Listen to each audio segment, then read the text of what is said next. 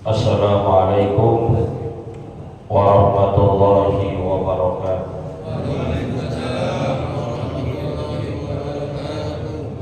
Bismillahirrahmanirrahim. Alhamdulillahi rabbil alamin.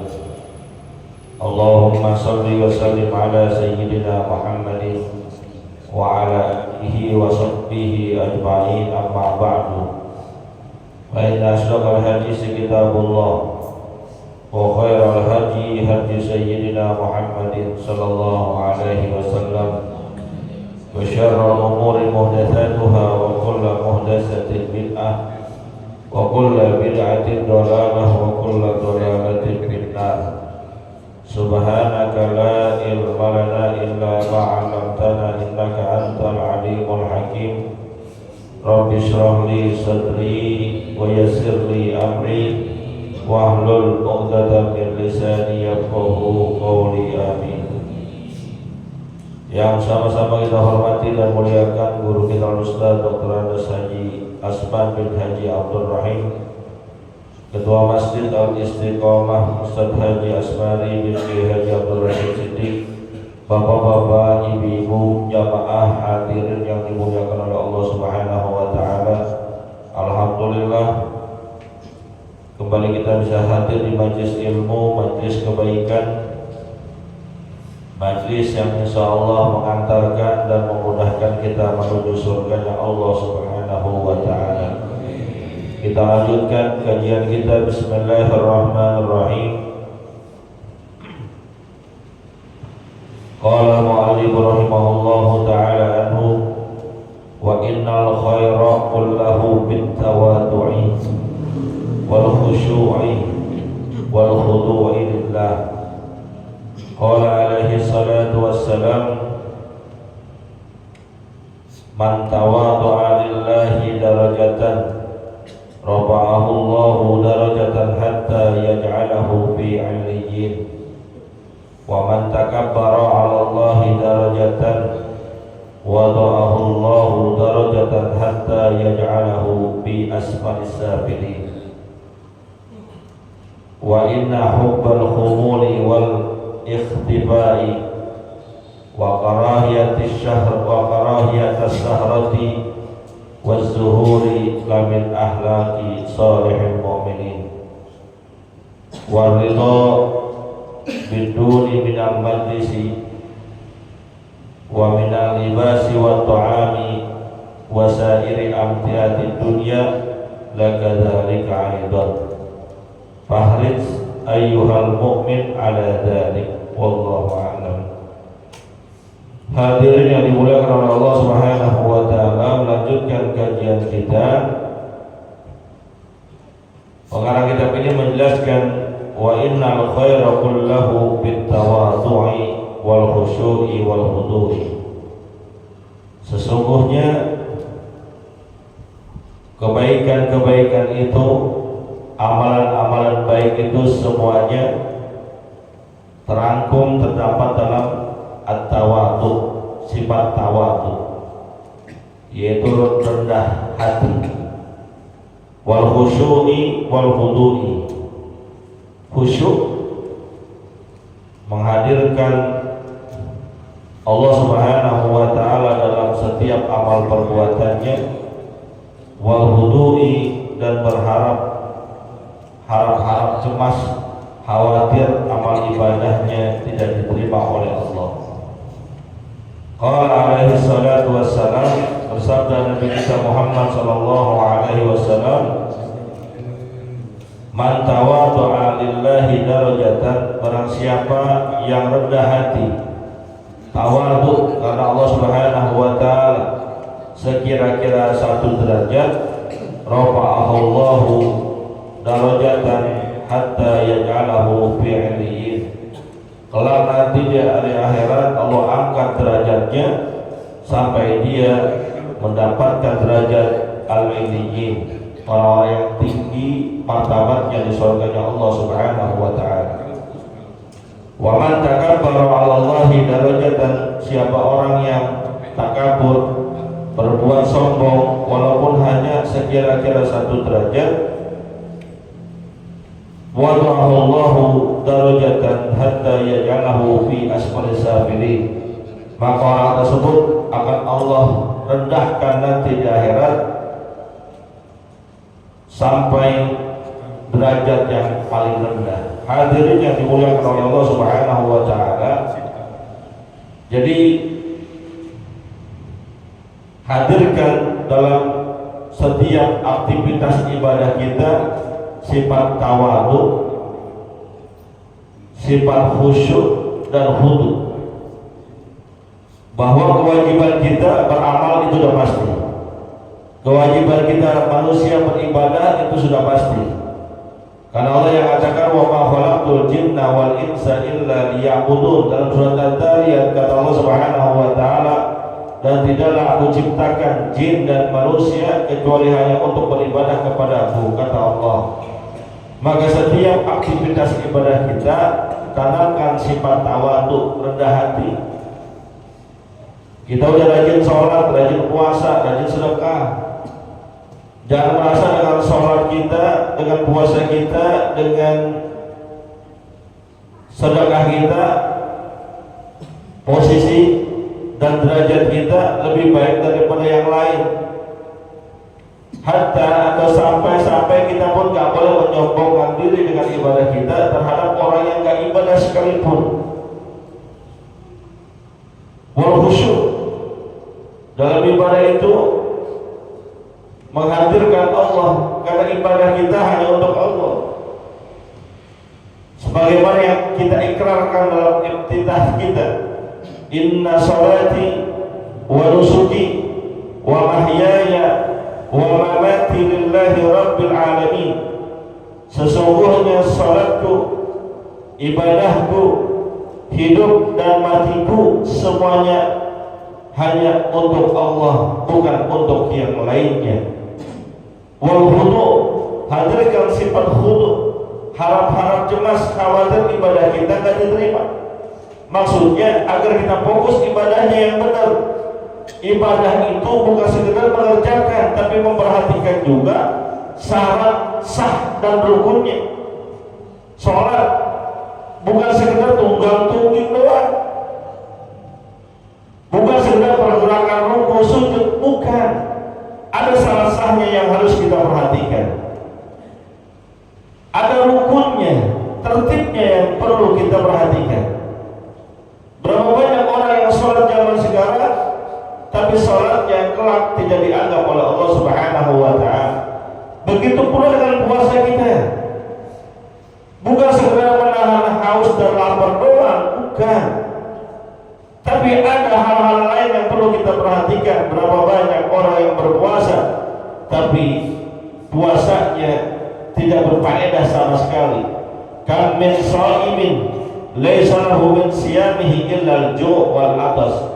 Banyak orang yang berpuasa tapi di akhirat tidak mendapatkan pahala puasa kecuali hanya rasa lapar dan haus doang. Bahkan di dalam hadis yang lain Nabi kita Muhammad SAW sabdakan, man lam yada' qawla zuri wal amal bihi falaysa lillahi hajatun min ayyada ta'amahu wa syarabahu.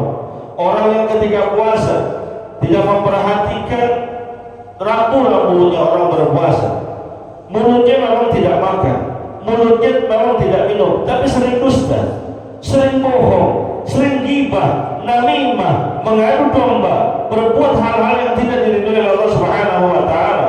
Maka kata Allah Subhanahu wa taala, orang yang berpuasa tidak meninggalkan kemaksiatan, Allah tidak perlu dengan puasanya. Allah tidak redha dengan amal perbuatannya. Maka 3 komponen ini penting sebagai landasan hidup kita. Tawadhu, khusyuk dan khudu. Maka lihat bagaimana Nabi kita Muhammad SAW mengingatkan kita orang yang tawadhu akan mendapatkan keuntungan dengan diangkat derajatnya nanti di akhirat. Mungkin dengan tawadhu kita di dunia ini orang nggak anggap kita, di dunia ini orang nggak lihat kita, di dunia ini orang nggak perhatiin kita, tapi kelak di akhirat dengan tawadu kita, dengan rendahnya hati kita, Allah angkat derajatnya. Tapi ingat, orang yang sombong, congkak, angkuh di dunia ini, mungkin di dunia orang hormat kepadanya, mungkin di dunia orang akan angkat tangan kepadanya, tapi kelak di akhirat orang yang sombong Allah akan buat dia rendah serendah-rendah. Di dalam hadis yang lain Nabi kita mengatakan orang-orang yang sombong itu kelak nanti dibangkitkan di padang mahsyar, diberikan perumpamaan seperti ji'lan. Mereka fisiknya bagaikan serangga kumbang, tapi berbentuk manusia. Kenapa Allah buat kayak gitu? Untuk menghinakan dia. Kecilnya persis seperti kumbang. Karena dulu ketika di dunia merasa tinggi hati, merasa hebat, merasa kuat, merasa keren. Tapi di akhirat yang begitu tuh Allah gak akan anggap. Makanya lihat bagaimana baginda Nabi kita Muhammad SAW, seorang Nabi dan Rasul, Imamul Anbiya wal Mursalin. Nabi kita bukan sekedar Nabi biasa, bukan sekedar Rasul biasa, Imamul Anbiya wal Mursalin, pemimpinnya para Nabi dan para Rasul, Sayyidul Awwalin wal Akhirin, penghulunya, pemimpinnya umat terdahulu dan yang akan datang. Tapi bagaimana beliau tawaduknya, bagaimana beliau rendah hatinya, bagaimana beliau menjadikan dirinya tidak yang Superman, tidak yang merasa terhebat.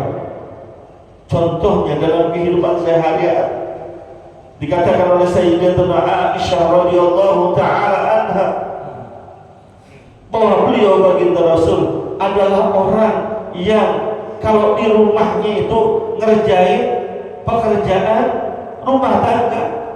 Bahkan kata Sayyidatuna Aisyah, beliau baginda Rasul mohon maaf kalau bajunya sobek dia jahit sendiri, kalau sendalnya putus dia sambung sendiri. Enggak gengsi. Bahkan beliau sering bantuin masak istrinya. Kalau lagi membuat roti, beliau baginda Rasul bantuin ngadonin rotinya. Padahal beliau adalah Nabi. Jangankan manusia, malaikat pun hormat kepada beliau. Tapi itu tidak membuat tinggi hati. Di sini siapa yang bajunya robek dia sendiri? Coba. Paling Pak Haji Mas Duki. Emang tukang kayu. Mohon maaf, saya aja nggak begitu. Saya enggak. Baju sobek, kalau masih bisa dikerjain sama istri kerja. Kalau nggak bisa, hormat. Istri kita masak sahur tadi, ayo siapa yang bantu ngiris bawang? Ayo, ada nggak? Enggak kan? Paling istri kita masak, kita ngapain? Kita ngapain? Ibadah kepada Allah. Betul? Dalam bentuk natur paham.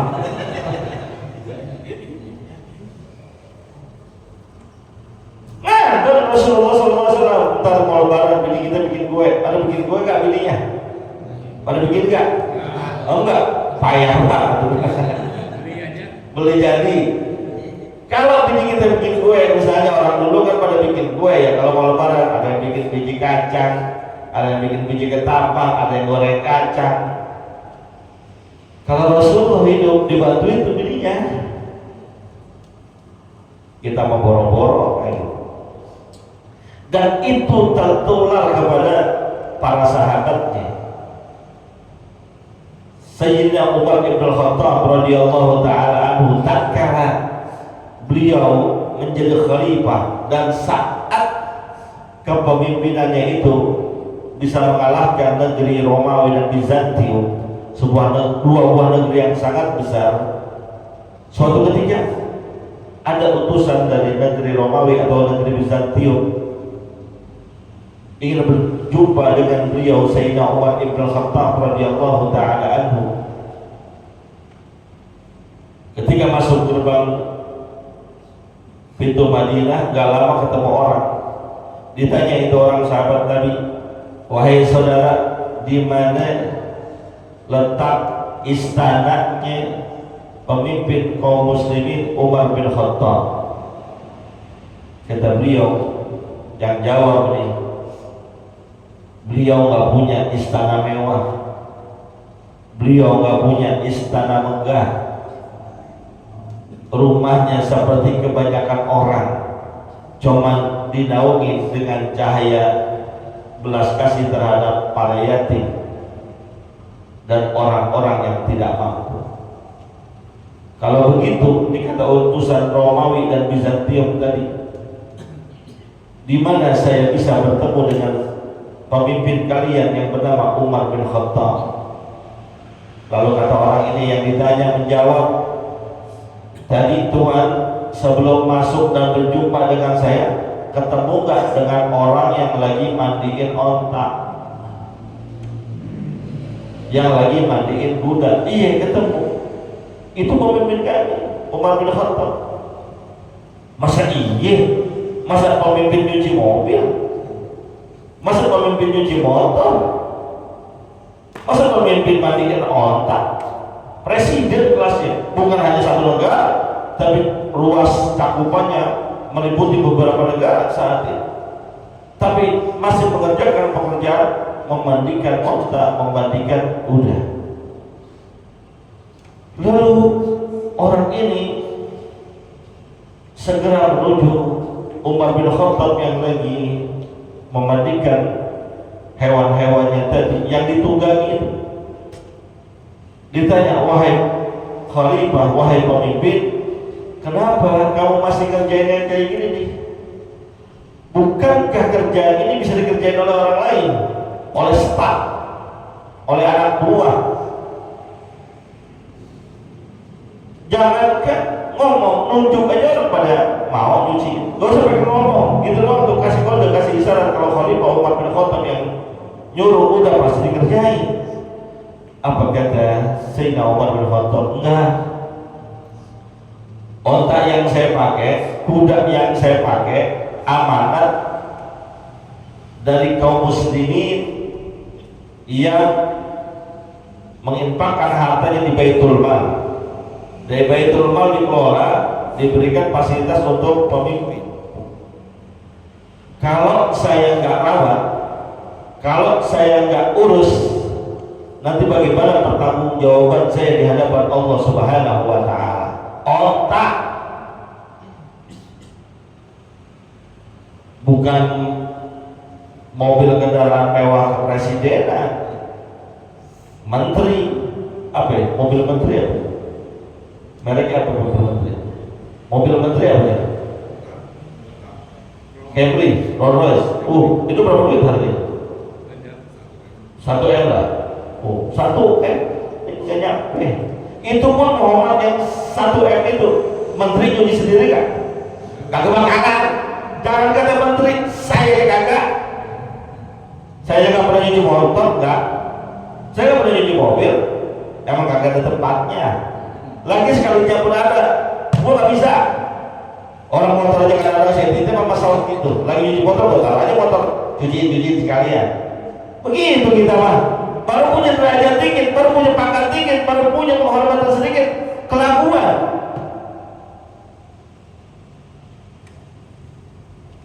Lalu mau ditaruh mana posisi kita di hadapan Allah, di hadapan Rasulullah nanti di akhirat? Kalau dengan pangkat yang sedikit, jabatan yang sedikit, kekayaan yang sedikit, berlaku congkak dan sombong. Bukan hanya Sayyidina Umar bin Khattab, lihat.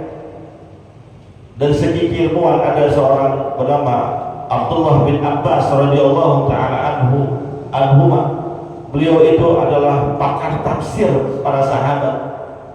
Karena pernah didoakan oleh Rasulullah, Allahumma faqihu fiddin wa 'allimhu ta'wil. Ya Allah, jadikanlah Abdullah bin Abbas orang yang ngerti agama dan paham tafsir Al-Quran. Doanya Rasulullah terkabul, di kemudian hari jadi orang hebat. Tapi di kalangan sahabat yang orang hebat secara keilmuan banyak. Bukan saja Abdullah bin Abbas, ada sahabat-sahabat yang lain, di antaranya Zaid ibn Sa'bit radhiyallahu taala anhu yang merupakan ahli Al-Quran, sekretaris Rasulullah dalam urusan Quran.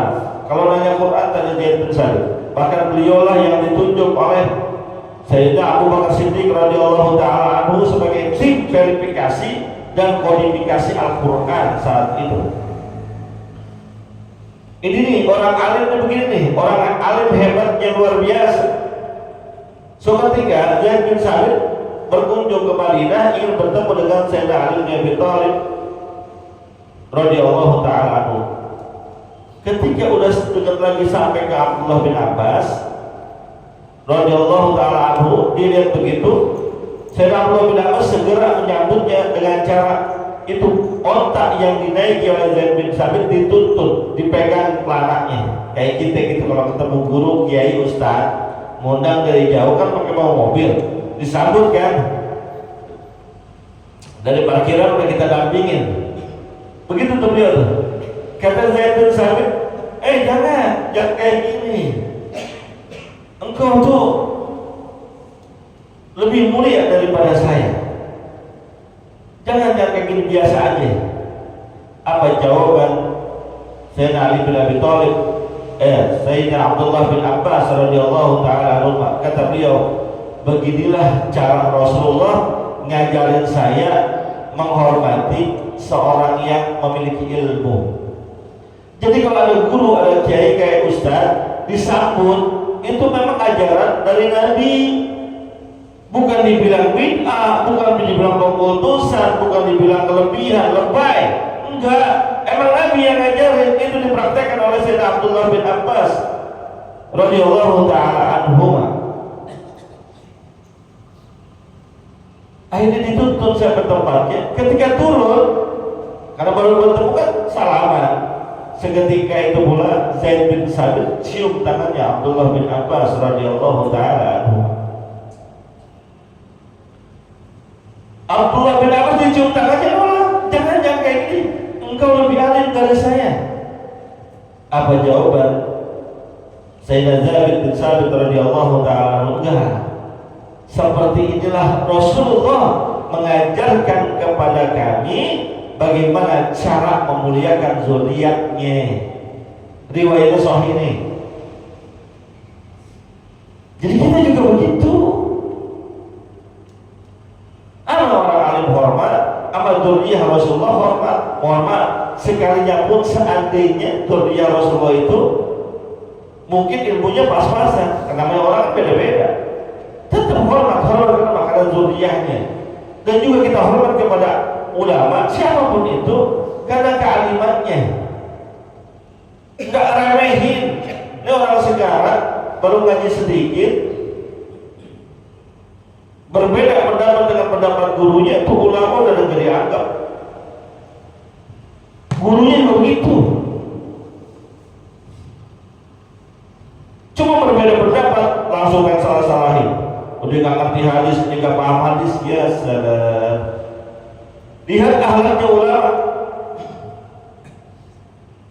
Mohon maaf ya, Imam Syafi'i rahimahullah taala anhu yang praktek fikihnya sering kita amali, itu sering berbeda pendapat dengan Imam Ahmad bin Hanbal rahimahullah.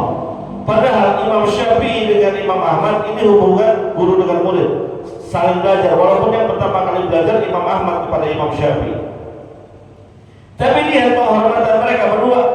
Walaupun sering berbeda pendapat, kagak musuhan, kagak marahan, kagak main jelek-jelekan, kagak main bid'ah-bid'ahan, kagak.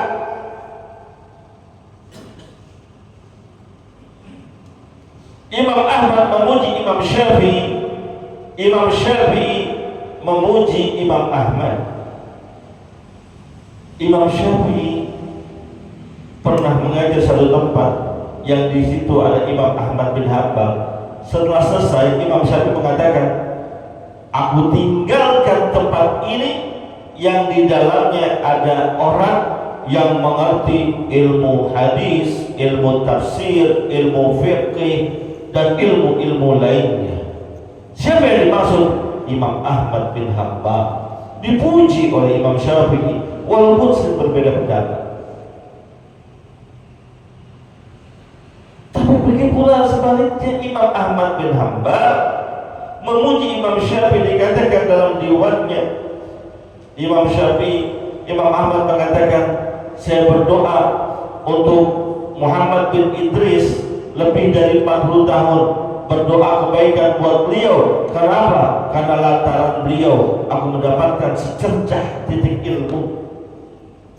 Dua imam besar, dua ulama besar, dua orang hebat, sering berbeda pendapat tapi tidak saling menyalahkan, saling mendoakan, bahkan saling memuji. Orang sekarang belajar belum seberapa, ilmu juga kagak seberapa, berbeda pendapat, main salah-salahan, lu salah, lu gak benar, lu sesat, lu bid'ah. Adabnya di mana?